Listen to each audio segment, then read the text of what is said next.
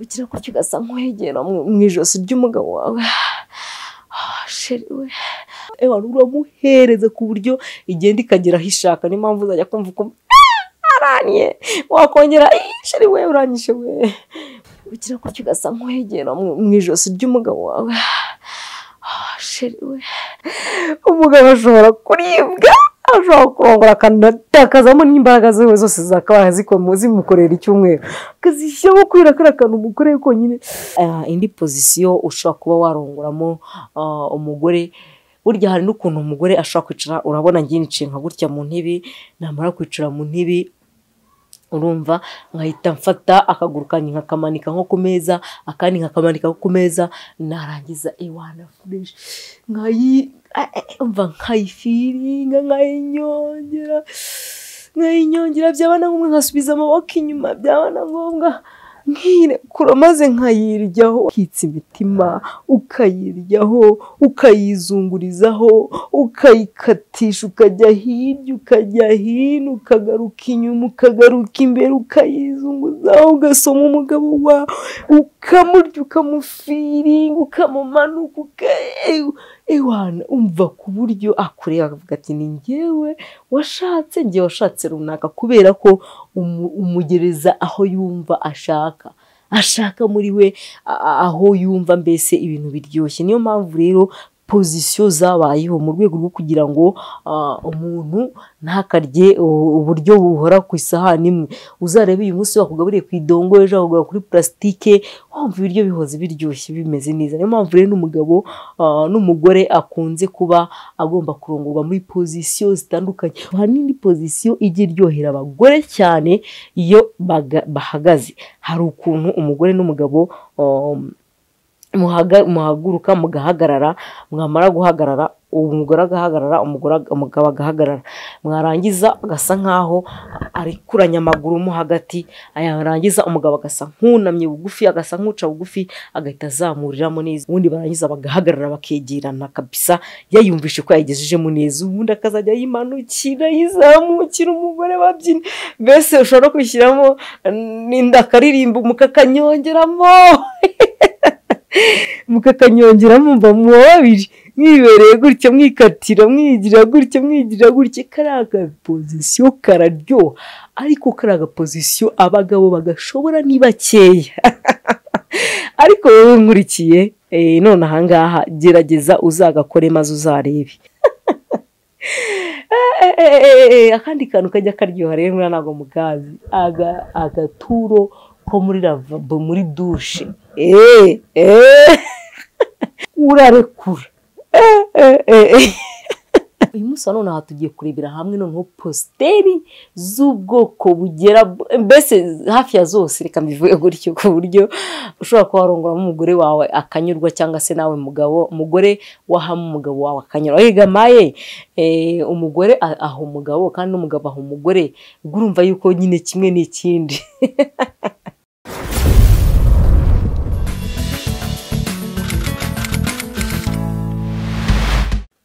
Hello guys, reka ntangire mbasuhuza kandi mbifuriza kugubwa neza aho muherereye hose mu ntara zitandukanye, imirimo murimo itandukanye, kandi nshimira by'umwihariko abantu mukomeje kugaragaza ko video zacu, inyigisho zacu zifite icyo ziri kubafasha mu buzima bwanyu bwa buri munsi, kandi nanashimira n'abakomeje kwigaragaza nyine tu kwigaragaza nyirango nawe murabyumva, niba mutabisobanukiwe nzabibasobanurira. Uyu munsi none aha tugiye kurebera hamwe noneho posteri z'ubwoko bugera mbese hafi ya zose, reka mbivuge gutyo, ku buryo ushobora kuba warongoramo umugore wawe akanyurwa, cyangwa se nawe umugore wahama umugabo wawe akanyurwa. Egamaye umugore aho umugabo kandi n'umugabo aho umugore, ubwo urumva yuko nyine kimwe n'ikindi. Rero ni ukuvuga ngo akenshi umugore tuzi ko umugore akenshi akunda pozisiyo yo kugarama, ugasanga yagumye mu kugarama, amurongo kwa mbere agaramye, kwa kabiri agaramye, icyumweru kigashira, ukwezi kugashira, umwaka ugashira, ariko burya ntabwo ari byiza. Rero nabwiye abagabo, cyangwa se n'uyu munsi reka nongere mbisubiremo, kuko abagore nzi neza ko ari abanebwe mu mibonano mpuzabitsina, kuko kugira uzabona umugore utari umunebwe mu mibonano mpuzabitsina aba ari 1%. Icyo uzakora nta kindi, wari uramuhereza ku buryo igenda ikagera aho ishaka. Niyo mpamvu uzajya kumva uko araniye wakongera sheri we uranyishe we, ukumva nyine ntabwo bisanzwe. No kubera ko nyine uba wagize gute, uba wamukojeje hahandi. Rero niyo uzasanga akeshi umugabo indi pozisiyo ushobora kuba warongoramo umugore.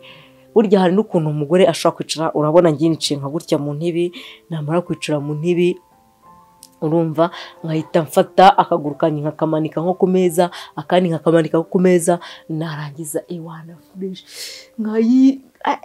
nkayifiringa nkayinyongera, byaba na ngombwa nkasubiza amaboko inyuma, byaba na ngombwa nkirekura maze nkayiryaho akayizengurutsa akayikatisha maze akajya. Maze niyo wanavuga gake, niyo mwaba mufite abana, mushobora kuba mufite abana mudashaka kubabyumva, ariko ushaka kubwira umugabo sheri we uri kumbabaza, ukitsa imitima ukayiryaho ukayizungurizaho ukayikatisha, ukajya hirya ukajya hino ukagaruka inyuma ukagaruka imbere ukayizunguzaho, ugasoma umugabo wawe ukamurya ukamufiringa ukamumanuka ewana umva ku buryo akureba akavuga ati ni njyewe washatse runaka, kubera ko umugereza aho yumva ashaka muri we, aho yumva mbese ibintu biryoshye. Niyo mpamvu rero pozisiyo zabayeho mu rwego rwo kugira ngo umuntu ntakarye uburyo buhora ku isahani imwe.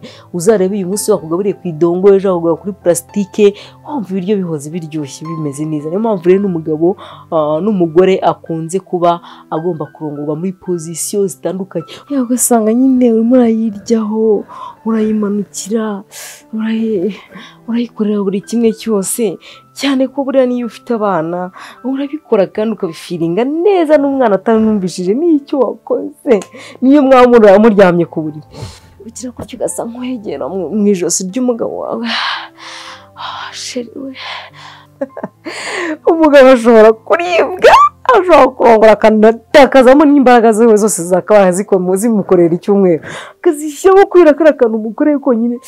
Kimwe yuko buriya n'umugore akenshi uzasanga abikora kugira ngo akunezeze, ari niyo mpamvu uzasanga nyine arimo akubwira. Buriya ntabwo ushobora kuvuga ngo sheri iki, ugasanga umugabo wawe arimo arakumva, arimo aranagushaka, ariko iyo ubashije kuba wakora ibyiza noneho birengejeho, ni ukuba wazamura ijwi ryawe maze ukamwe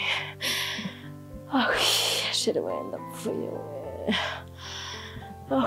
wenda uranyesha ndapfuye. Iyo ubikoze bisa nkaho bitakurimo, nta marangamutima ufite, ntabyo ushobora kuba wagira gute wakora neza. Ariko iyo ubikoze uri mu marangamutima, umugabo wawe abona ko bikurimo, ndetse nawe akaba yabikora nk'uko byaba bigize gute, byaba bimurimo. Niyo mpamvu rero tubigisa pozisiyo, nta mpamvu yo kuguma muri pozisiyo imwe.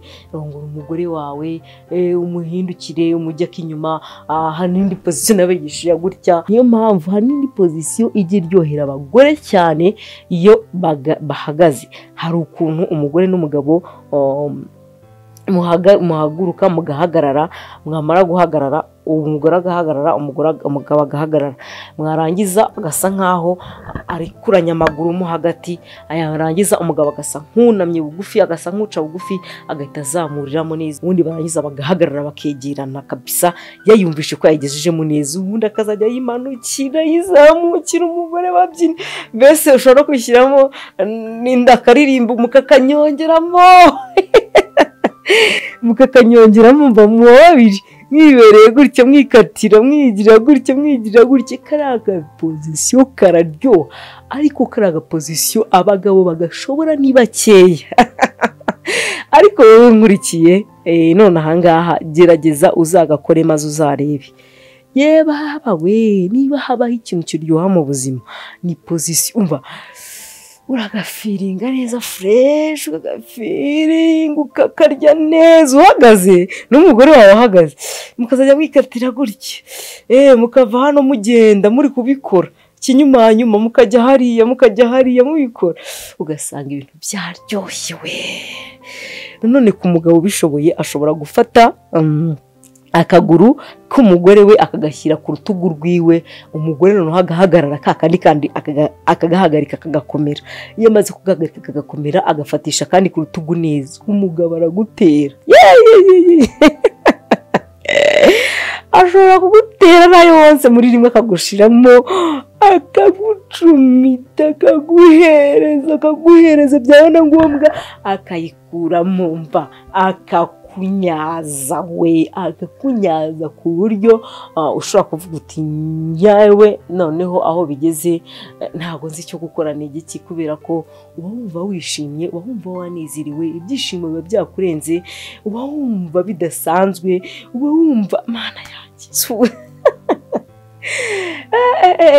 Akandi kantu kajya karyoha rero ntago mukazi, agaturo ko muri lavabo muri dushe. Ndabivuze gutya mpita nibuka ko hari umuntu wigeze kutwandikira ati Brenda rwose mungira inama, umugore wanjye nshatse kumurongorera aho nshatse kucya byanga. Urumva ibyo ni amarangamutima yiwe cyangwa imitekerereze ye cyangwa imyemerere yiwe, nta kindi kintu nabirenzaho, ariko gusa urumva yuko aba ari umuswa mu myumvire no mu mitekerereze, babimusaba kugira ngo abikore, kuko burya ntacyo byamutwara, cyane ko aba ari ukukunezeza nawe yinezeza. Rero agaturo ko muri lavabo cyangwa se position muri lavabo iba nziza cyane ko umugore aba aryamyemo, nyine akaryama agasa nkaho aryamye muri lavabo, agasa nkaho yisegura lavabo, yarangiza ukugura akagushyira hariya n'ukundi hariya akagufatisha ku gikuta, yarangiza akazamura ikibuno, maze ku mugabo uzi kujya hejuru atamutsikamiye ngo amusubize hasi, maze agasa nk'uwirereka. Yeba we aragukubitira urarekura. Mana yanjye ntago mbizi abantu muri kunyumva ibyo muri gukuramo cyangwa se ibyo muri gusobanukirwamo cyane, ariko ndabizi neza ko uramutse uteze amatwi harimo amasomo menshi cyane kandi ashimishije. Reka mboneraho no kubwira abantu mutarakora subscribe gukora subscribe, nyabuneka mujya muvuga ngo mukunda Brenda, ariko nta bundi bufasha mwamuha burenze kuba mwakora subscribe kandi mugasharinga muri bagenzi banyu, kugira ngo video nziza nk'iyi ngiyi ibashe kuba yakubakira abantu benshi ingo zabo zasenyutse cyangwa se ziri ku gasozo ko gusenyuka. Ngira ngo rero mwakomeje kubyumva, twari turimo tuganira ku bijyanye n'amapozisiyo n'uburyo umugore yarongorwamo neza n'umugabo, cyangwa se umugabo bakarongora umugore neza. Ngira ngo wasobanukiwe, kandi burya niba udasobanukiwe muri comment twagusubiza, tukabasha kuba twakumara intimba, twakumara ibyishimo, umubabaro, twatuma wenda hari byinshi nawe ubwawe uhindura mu buzima bwawe. Hari igihe uba udakora ikintu kubera ko atari ubugome, ahubwo ari ukubera ko utagize gute utabisobanukiwe. Ngaho komeza kubana natwe, komeza kudukurikira 5 kuri 5. Imana ikomeze ikurinde kandi guha amahoro n'umugisha. Bye.